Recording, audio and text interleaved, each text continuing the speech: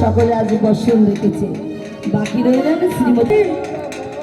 সবাই সব ঘাটে রেখে দিয়েছি, তাহলে আমি রাখবো সেই কাঁচা ঘাটে।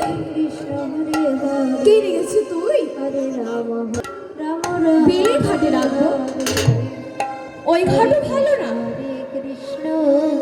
তাহলে আমি রাখবো সেই শ্যাম কুণ্ডে। এবার ঠিক আছে, যা দেখি তো শ্যামকুণ্ড ঘাট কেমন, আপনার ভাগ্যে ভাই বসন দেখা হয়ে গেছে, তাই তো? তাহলে চল আমরা ওই যমুনায় নেমে স্নান করে গিয়ে ফিরে যাই।